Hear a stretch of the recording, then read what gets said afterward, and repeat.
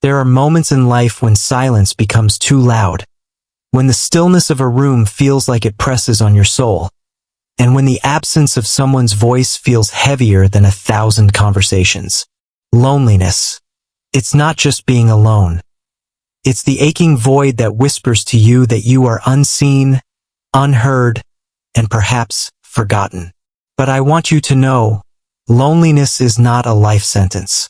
It is a signal, a powerful, undeniable signal, that your soul is longing for connection, not just with others, but with yourself first.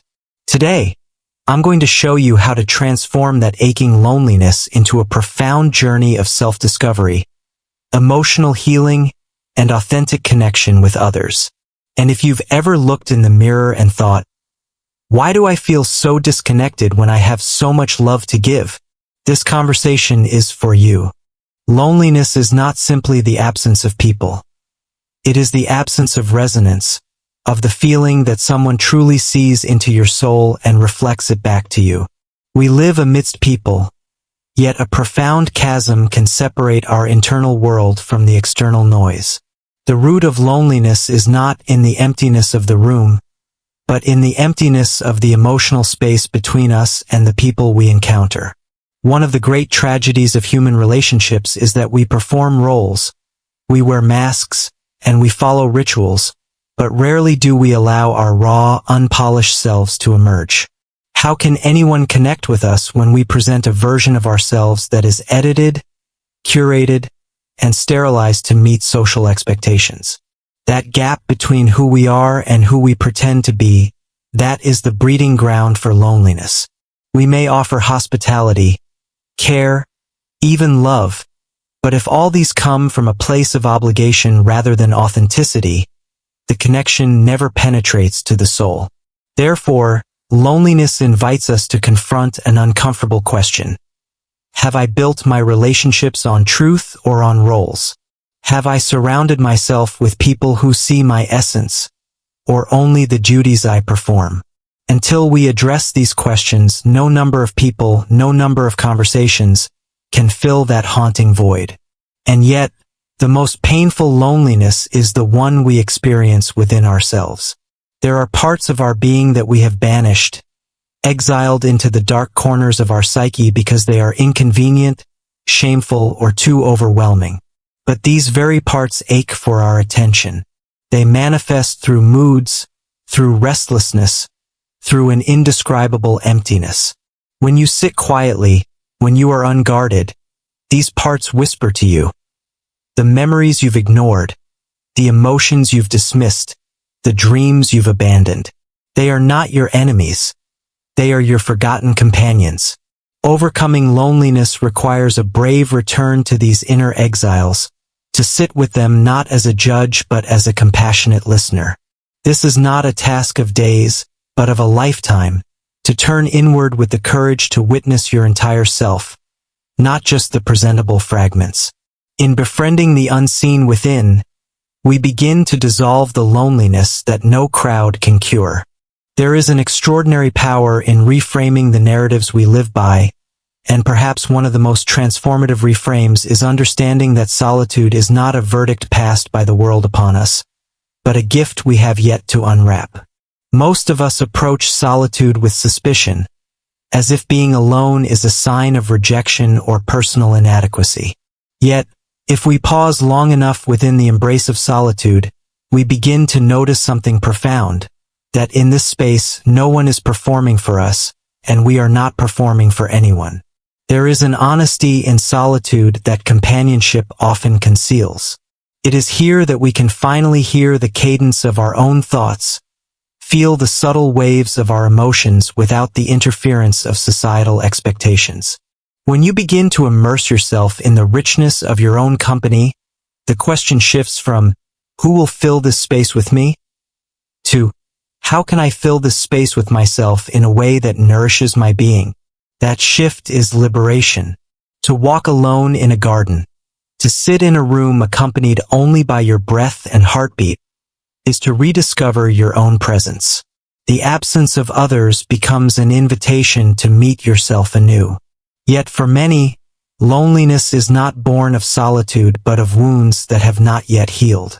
Emotional injuries accumulate quietly, like dust settling in a forgotten corner. The betrayals, rejections, dismissals. These experiences create scars that make the prospect of connection feel unsafe, even dangerous. Every time we try to reach out, the subconscious fear of being hurt again pulls us back. This is the invisible armor we wear, believing it shields us while it actually isolates us further. Healing, then, is not just an act of remembering. It is an act of grieving what was lost and forgiving what cannot be changed. It demands that we give our past selves the compassion that perhaps no one else offered us then. Only through this process can the walls begin to lower, can the bridges to others be built without the tremors of old fears. Healing doesn't erase the past, but it releases its grip, allowing us to meet new relationships with openness instead of guarded skepticism. In the quest to overcome loneliness, it is essential to move beyond the obsession with numbers. How many friends we have, how many people call, text, or remember our birthdays. These metrics are illusions, shallow reflections of what the soul truly craves.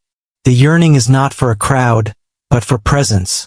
The kind of presence that feels like a warm hand on the shoulder when words fail, the kind that listens not just with ears, but with the heart. One meaningful connection carries the power to alter the very architecture of our emotional world. But finding such connections demands intentionality.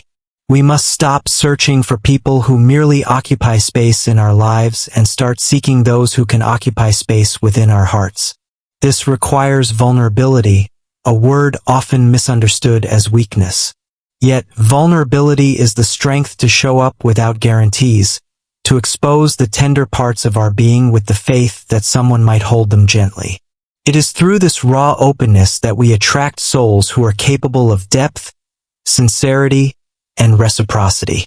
The danger of remaining hidden is that we end up surrounded by acquaintances while still feeling utterly alone. Connection, real connection, is not accidental. It is cultivated with care, courage, and patience. Equally important is how we treat ourselves in the silent moments when loneliness tightens its grip. Self-compassion is the antidote to the harshness with which we often judge our own solitude. There is a cruelty in the way we blame ourselves for our loneliness, whispering that we are unlovable, unworthy, or broken. Yet every human carries loneliness at some point. It is not a defect but a facet of existence. Self-compassion means speaking to oneself with the same gentleness we would offer a beloved child lost in a crowd. It is in these tender conversations with ourselves that we stitch back the fabric of our self-worth. We build resilience not by denying our loneliness but by befriending it, by sitting with it without contempt. Each act of kindness towards oneself, a moment of rest, a word of encouragement, a simple acknowledgement of pain, strengthens our emotional resilience. This resilience does not make us immune to loneliness, but it fortifies us to navigate through it without being consumed by it, transforming a source of suffering into a doorway for growth and deeper understanding of our own humanity. Loneliness often persists not because the world has abandoned us, but because we have abandoned the world in subtle, imperceptible ways.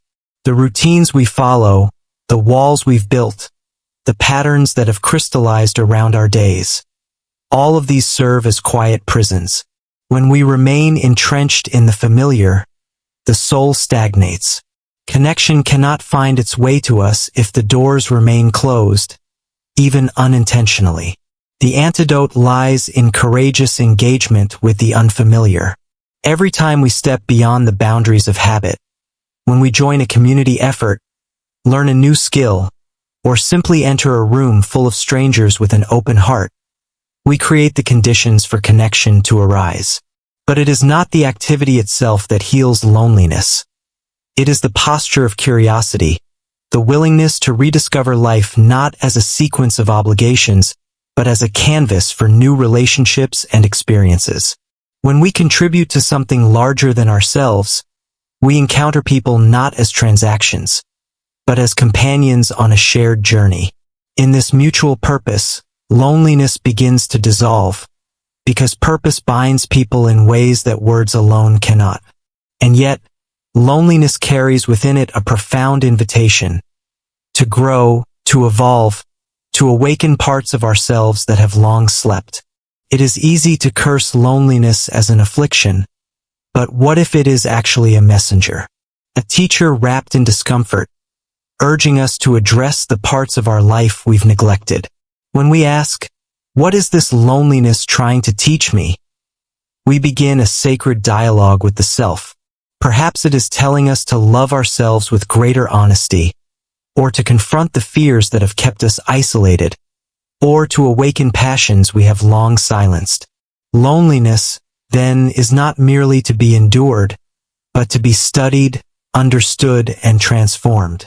It pushes us toward deeper meaning, sharper self-awareness, and more authentic connections. It challenges us to not just seek companionship, but to become someone capable of sustaining it with grace, empathy, and presence. In that transformation, loneliness loses its sting, leaving in its place a richer, more connected self. Remember, connection begins with you. It's not just about who comes into your life. It's about who you become in the process of seeking and creating connection. If this message touched a place deep within you, share your thoughts in the comments. Tell me, what has loneliness taught you? How have you started building connections again? Like this video if it resonated with you. Share it with someone who needs to hear this. And don't forget to subscribe for more transformative conversations. And before you go, what topics do you want us to explore together next? Your voice matters here. Let's grow, connect, and heal together.